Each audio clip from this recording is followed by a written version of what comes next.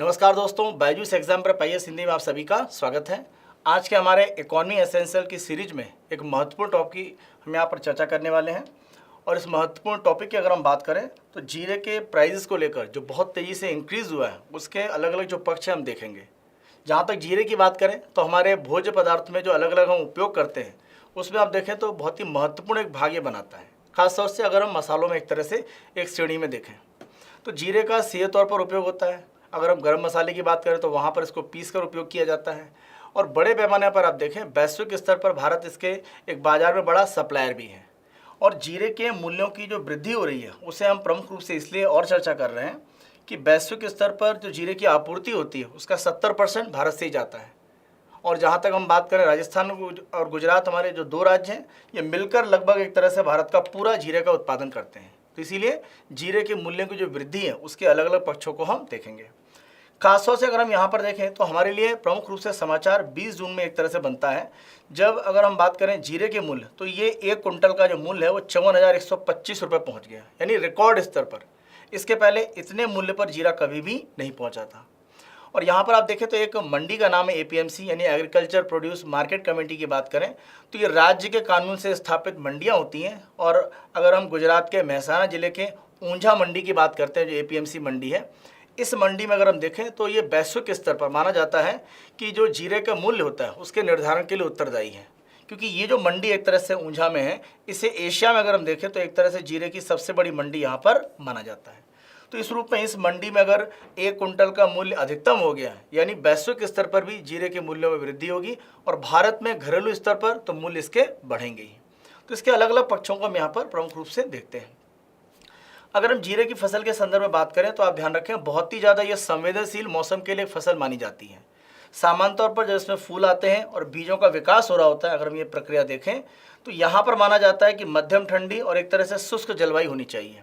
नमी एक तरह से इसमें बहुत ज़्यादा आवश्यक नहीं होती है। इसीलिए आप देखें गुजरात का सौराष्ट्र कच्छ क्षेत्र और गुजरात का जो उत्तरी भाग है वहाँ पर इसका बड़े पैमाने पर उत्पादन होता है। साथ साथ पश्चिमी राजस्थान में आप देखें तो जालौर, बाड़मेर, जोधपुर, जैसलमेर, पाली और नागौर तक के क्षेत्रों में इसका उत्पादन होता है। तो ये दो राज्य मिलकर आप देखें भारत में लगभग संपूर्ण जीरे का एक तरह से उत्पादन करते हैं। कुछ थोड़ा बहुत अन्य राज्यों में भी होता है।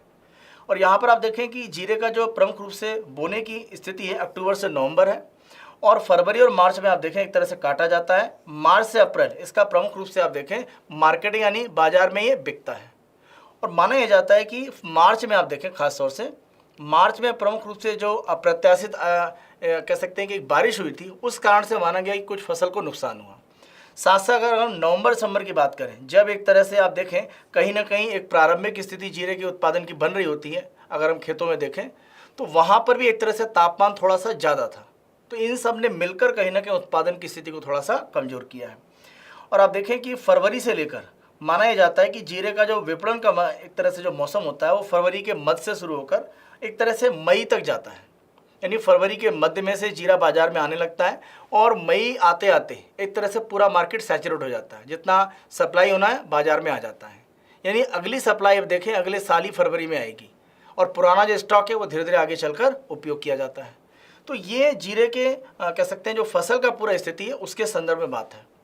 अगर हम जीरे के उत्पादनों की बात करते हैं कि अलग अलग कौन से ऐसे क्षेत्र हैं जो उत्पादन के साथ में जुड़े हुए हैं, तो यहाँ पर हम देखें विश्व में 70% उत्पादन भारत अकेले करता है। उसके अलावा आप देखें तो साथ साथ इसमें सीरिया, तुर्की, यूएई और ईरान जैसे देशों को मिला दें तो लगभग 30% उत्पादन इनके द्वारा किया जाता है। प्रमुख रूप से आप सीरिया और तुर्की की अगर बात करें, यहाँ पर भारत में आप देखें कि माना यह जा रहा है कि भारत में जो उत्पादन की स्थितियाँ हैं उसमें तो जैसे मौसम या कह सकते हैं अन्य स्थितियाँ दिखाई पड़ रही हैं, लेकिन जैसे सीरिया और तुर्की की बात करें तो वहाँ पर जैसे इस तुर्की में एक जो कह सकते हैं भूकंप की स्थिति थी, उसके बाद की जो समस्या थी, सीरिया में अगर आप देखें तो गृहयुद्ध की स्थिति है।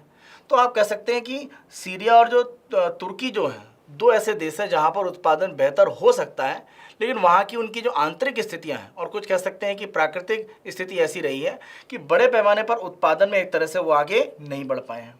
और आप देखें भारत में लगभग 8 लाख हेक्टेयर के क्षेत्र में जीरे का उत्पादन किया जाता है। और जैसा हमने चर्चा किया था कि 2021-22 में 7.25 लाख टन उत्पादन किया गया और दो राज्य से गुजरात में आप देखें 4.25 एक तरह से आपका लाख टन यहाँ पर उत्पादन है और राजस्थान में अगर हम देखें तो 3.03 लाख टन है। तो ये लीटर लिखा हुआ है, इसे आप एक तरह से ध्यान रखेंगे, कितना है, ये लाख टन है। तो ज़रा यहाँ पर आपको ध्यान रखना है कि ये एक तरह से लाख टन है, ठीक है। और कुल मिलाकर 99.7% भारत का जीरे का जो उत्पादन है वो केवल अगर हम देखें यहाँ पर तो ये किया जाता है राजस्थान और गुजरात के द्वारा। तो यहाँ पर आप देखें अगर स्थितियाँ थोड़ी भी खराब होती हैं तो कहीं ना कहीं मूल्यों की वृद्धि हो सकती है। तो सबसे पहले हम देखते हैं कि बड़े कारण क्या हैं। आप आंकड़ा देखें तो यहाँ पर वृद्धि अगर हम देखें तो यह आंकड़ा एक तरह से दिखाई पड़ रहा है। अगर हम प्रमुख रूप से नवंबर की बात करते हैं तो जो आंकड़ा 24,000 का था उस आंकड़े को आप जून में देखिए ये 50,000 को पार कर गया है और 20 जून को ये 54,000 के आंकड़े पर आ गया है। यानी अगर हम 20 से देखें तो लगभग आपका 2 गुने से ज़्यादा की वृद्धि जीरे के मूल्य में हो चुकी है। तो कारण कौन से प्रमुख रूप से उत्तरदायी हैं उनको हम देखते हैं। पहला हमने कारण देखा ही कि नवंबर दिसंबर के समय में आप देखें कि जो प्रमुख रूप से तापमान थोड़ा सा ज़्यादा एक तरह से गर्म था, वो बड़ा कारण था कि उत्पादन में थोड़ी सी गिरावट हुई। साथ साथ अगर हम देखें नई फसल फरवरी के मध्य में आती है, तो यहाँ पर आप देखें कि जो फरवरी के मध्य में फसल आ सकती थी, अब माना जा रहा है कि वो मार्च 2023 में बाजार में आई।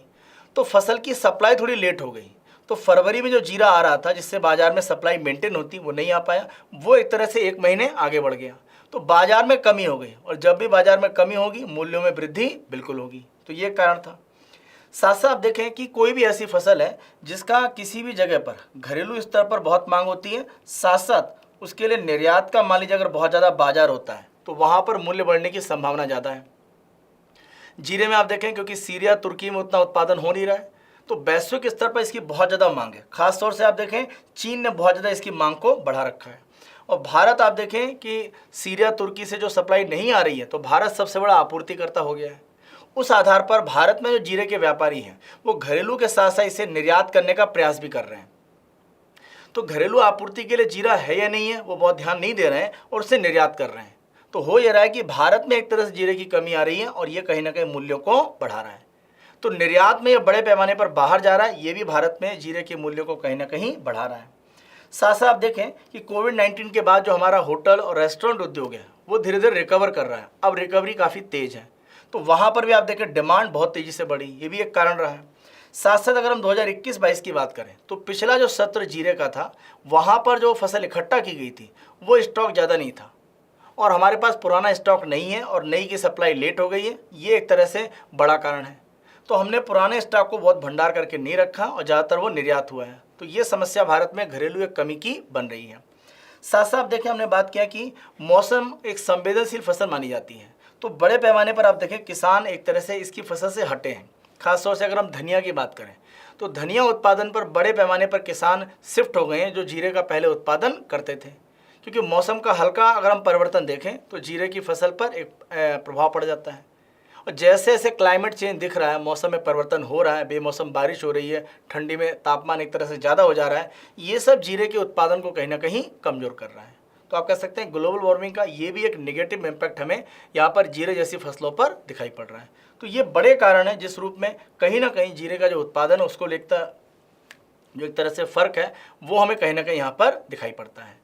अब जीरे के संदर्भ में अगर हम मूल्य नियंत्रण की बात करें, क्योंकि सामान्य तौर पर हमारे सामने ये बात आती है कि अगर कोई वस्तु बहुत महंगी है तो केंद्र सरकार उसमें हस्तक्षेप कर सकती है, लेकिन आज की स्थितियों में अगर हम जीरे की बात करें तो केंद्र के हस्तक्षेप की स्थितियाँ बहुत बेहतर नहीं बनती हैं, क्योंकि यहाँ पर आप ध्यान रखें एक ऐसी फसल ये नहीं है या ऐसा कोई उत्पाद नहीं है जो आवश्यक रूप में है, या जैसे आप कह सकते हैं कि हमारे भोजन में एक आवश्यक तत्व का भाग है, जैसे आटा है, दाल है, चावल है या सब्जियों की बात करें तो वहाँ पर सरकार हस्तक्षेप करने के प्रयास कर भी सकती है, लेकिन जीरे में ऐसी स्थिति अभी नहीं दिख रही है।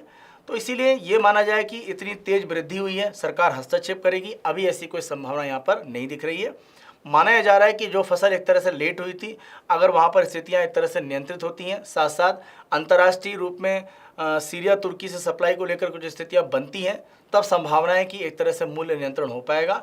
निर्यात की स्थितियाँ अगर संतुलित होती हैं तब नियंत्रण होने की संभावना है, अन्यथा इसके मूल्यों में एक वृद्धि इस साल जरूर दिखेगी, जब तक कि अगले साल फरवरी में नई फसल जीरे की बाजार में नहीं आती है। तो आज की चर्चा के आधार पर एक प्रारंभिक परीक्षा का प्रश्न भी हम देख लेते हैं। निम्न कथनों पर विचार करें, एशिया और अफ्रीका महाद्वीप जीरे की संपूर्ण वैश्विक आपूर्ति के लिए उत्तरदायी हैं। तो हमने देखा था कि भारत एक तरह से 70% उत्पादन करता है, फिर सीरिया, तुर्की, यूएई और ईरान है। तो आप देखिए अफ्रीका एक तरह से महाद्वीप का इसमें एक भूमिका उत्पादन में नहीं है। तो पहला कथन यहाँ पर आपका गलत है। गुजरात और राजस्थान भारत में जीरे के कुल उत्पादन का लगभग संपूर्ण भाग उत्पादित करते हैं। और आप देखें लगभग 99.7%, तो आप कह सकते हैं लगभग संपूर्ण जीरा भारत में राजस्थान और गुजरात के द्वारा मिलकर उत्पादित किया जाता है। तो दूसरा कथन सत्य है। ऊंझा एपीएमसी जीरे के बाजार मूल्य निर्धारण के लिए उत्तरदायी मानी जाती है। तो सबसे बड़ी एक तरह से ये मंडी है। अगर हम एशिया के स्तर पर देखें तो जीरे के मूल्य को लेकर कहीं ना कहीं जो बड़ा एक नियंत्रण है वो यहीं पर निर्धारित हो जाता है। यानी ऊंझा के इस मार्केट में जो जीरे का मूल्य होता है वो सामान्य तौर पर घरेलू और अंतर्राष्ट्रीय स्तर पर जो मूल्य बनते हैं वहाँ पर जाने के लिए काफ़ी हद तक उत्तरदायी होता है। तो तीसरा कथन भी यहाँ पर आपका सत्य है। केवल पहला गलत था, 2 और 3 यानी 2 कथन हमारे सत्य हैं। तो हमारा उत्तर है बी, केवल 2 कथन यहाँ पर सत्य हैं। तो आज के सत्र को हम लोग यहीं पर समाप्त करते हैं। आगे के हमारे अंकों में इकोनॉमी एसेंशियल में हमारी कोशिश यही रहेगी कि जो भी एक तरह से ज्वलंत मुद्दा हो भारतीय अर्थव्यवस्था के संदर्भ में, उसके अलग अलग पक्षों की हम यहाँ पर विस्तृत रूप में चर्चा करें और इस चर्चा के आधार पर जो भी उसमें प्रारंभिक या मुख्य परीक्षा के संबंधित कुछ महत्वपूर्ण बिंदु हैं वो आपके सामने प्रस्तुत किए जाएं। तो आज के सत्र को समाप्त करते हैं। आप सभी अपना बेहतर तरीके से ध्यान रखें। धन्यवाद।